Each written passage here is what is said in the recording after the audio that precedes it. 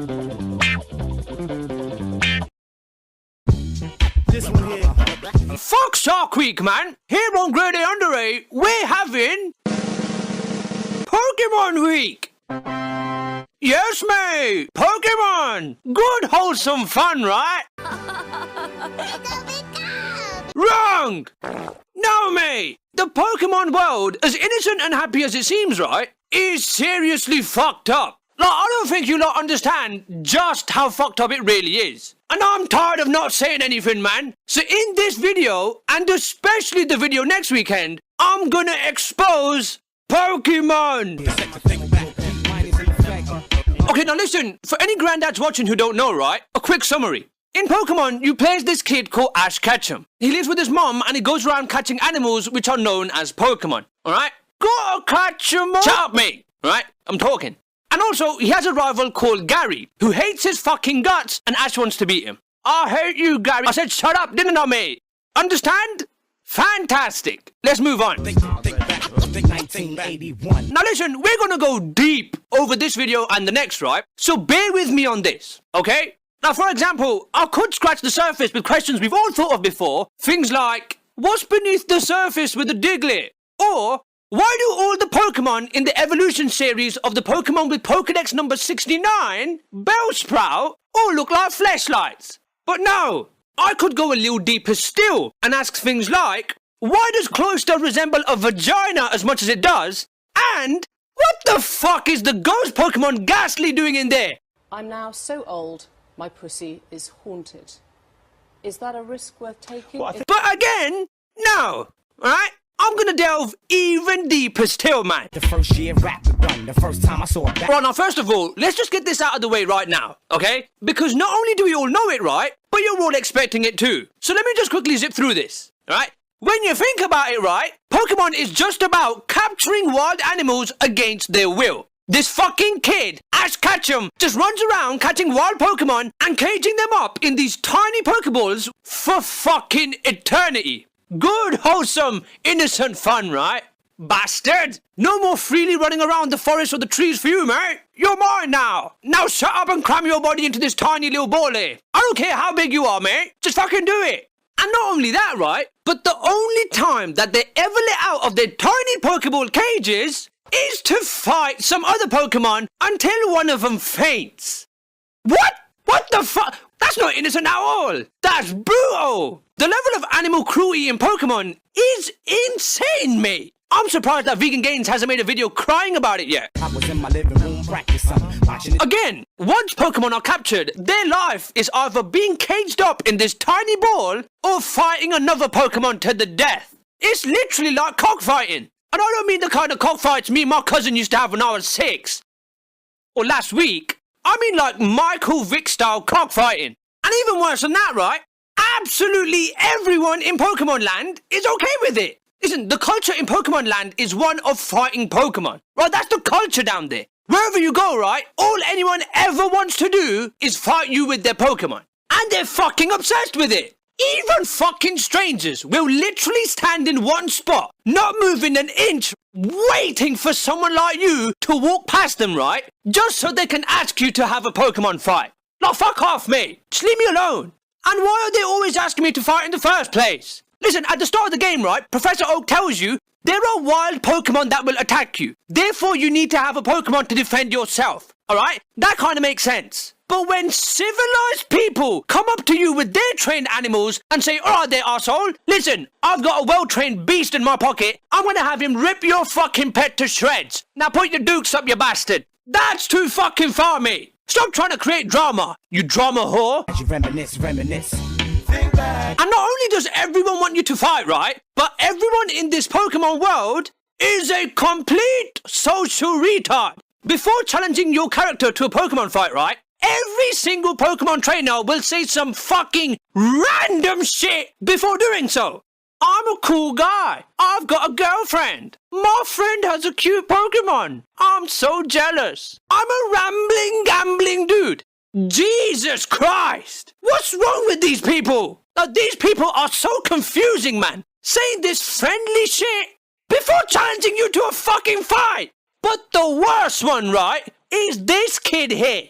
Oh my God, man. You'll be walking along and this kid will approach you, right? And he tells you, "Hi there, I like shorts. They're comfy and easy to wear." What? What the fuck is... What? This is considered perfectly normal behavior in Pokemon World, is it? You bunch of fucking feral aspies, man. Does no one in this world know how to interact with other human beings? You is, I'm original and God is my influence. And no one gives a fuck about my Pokemon and their well-being. They just want to fight. Listen, I could be walking past someone with all of my Pokemon dead, except my level 2 Pidgey, right? Who himself has 1 HP left and is poisoned. But if I so much as walk in the line of sight of this wanker here, he'll come up to me and say some dumb shit like, "My thumb gave me a yeast infection." And then boom, I have no choice but to force my level 2 Pidgey to fight this guy's level 69 Nightmare Hell Dragon. What is that? What? It's been nice knowing you, Pidgey. Hip hop, bebop, jazz rock music, palladium. But it doesn't end there, mate. Cause not only does my fucking Pidgey get raped, but so do I. Cause after I'm forced into this mismatched Pokemon battle and I lose, right? I have to give him money. What?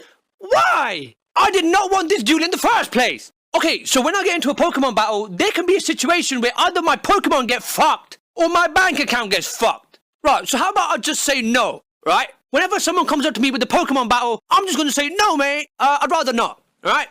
Well, guess what?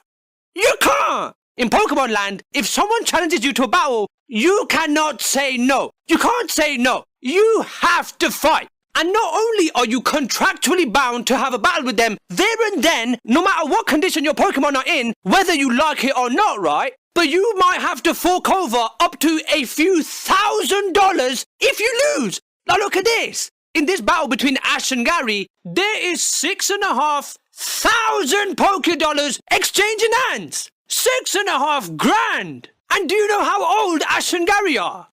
11 years old. 11-year-old children making their pets fight each other to the death, and there's 6.5 grand on the table. Do you see what we're talking about here, man? High stakes children cockfighting. Welcome to the wonderful world of Pokemon. We keep it moving to the beats, tuned into the streets. Kids that young should not be gambling with those kind of figures. Listen, again, right? These are kids. 11-year-old kids who are allowed to leave home with no money, go explore the world of dangerous Pokemon all by themselves, kidnap animals from their natural habitats and cage them up, and make those animals fight over and over for their own amusement and competition, sometimes for thousands and thousands of dollars. Jesus Christ, man! Where are all the adults in all of this? Why don't they put a stop to all of this shit? Why? Because all the adults in Pokemon Land are neglectful as fuck. Now look at this. In the first few Pokemon games, right? You wake up one day and you go downstairs to see your mum just chilling, right? You walk out the door and she doesn't say a word. For fuck's sake, woman, your 11-year-old son just walked out the house and you don't give a shit, do you? Are you not going to ask him where he's going? Ash Ketchum? More like Ash McCann. Right, so anyways, so Ash goes outside, right? Little to the care of his crack addict mum, and he heads north to leave the city, right? As he steps into the tall grass, someone yells out, "Hey, wait! Don't go out!" Who's that, mate? Oh, look! It's Professor Oak! Professor Oak then explains to Ash that the tall grass is dangerous and you shouldn't go out there because of the wild Pokemon. What?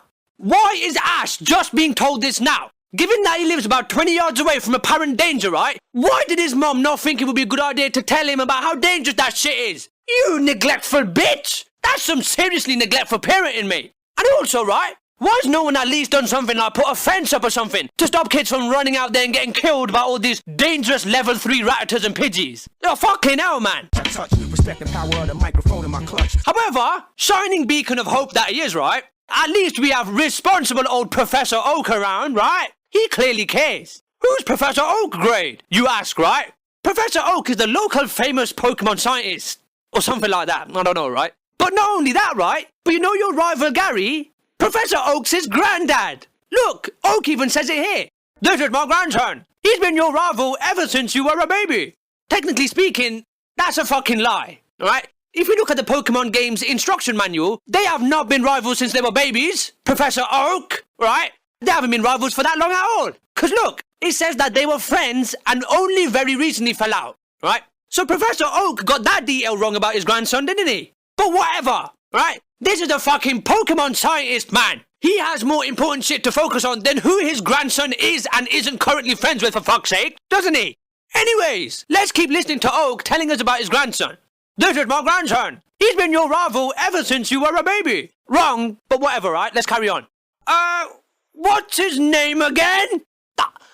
What? Professor Oak? Neglectful bastard forgot his own grandson's name. Fuck me, man. No wonder these adults just let these kids run around and do whatever the fuck they want. They don't give a shit. Child support. Get on this. I love Pops. He raised me on some good old soul. But listen, right? This is all I'm going to say for this video. I've talked about some kind of messed up things in this video, right? But this is nothing. The next video is going to be the really deep stuff, right? So hold on for that. But listen, this video's been too fucking depressing, man. Let's talk about something a little more lighthearted. Cool shit. And no one does cool shit better than Loot Crate. Shout out! What they do, right, for less than $20 a month, they basically send you a supply drop with loads of cool geek, gamer, and pop culture related stuff in there. Like, just look at this stuff from the previous months, man. Just look at it. Every month has a theme, right? And the theme this month coming up is futuristic. And it's going to include some stuff like Futurama, Rick and Morty, Star Trek. Shut up, Grade, you're giving away too much, mate. So if you're interested in this stuff, right, go to lootcrate.com/grade and sign up before the 19th of August, right? And as if that wasn't fucking awesome enough, right? If you use the code GRADE, you get 10% off. Yes, mate. That's our free money. Loot Crate already gives you enough cool shit, right? Money is among the coolest shit. So you go sign up for your crate now if you want, right? I'm going to get to making next week's video, and I'll see you all next week. All right? Much love to you all.